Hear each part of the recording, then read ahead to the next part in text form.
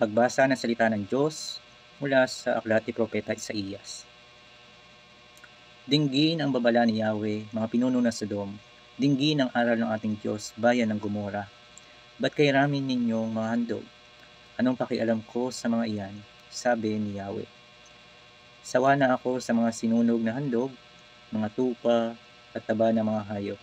Wala nang dulot na lugod sa akin ang dugo ng mga toro, mga tupa at kambing. Tama na ang walang kwenta ninyong pag-aalay. Kinasusuklaman ko ang inyong insenso. Sobra na ang inyong mga banal na pagtitipon, mga bagong buwan at mga araw ng pahinga. Maghugas kayo at maglinis na sarili. Ilayo ninyo sa aking paningin ang kasamaan ng inyong mga gawa. Itigil ang paggawa ng masama. Matutong gumawa ng tama at hanapin ang katarungan. Pagbawalan ng mga nangaapi, harapin ang daing ng mga ulila, at ipagtanggol ang mga biyuda. Mga kapunda, ang salita ng Diyos. Salamat sa Diyos. Ngayon po ay Lunes sa 15 linggo sa karaniwang panahon, kapistahan ni San Buenaventura. Amen.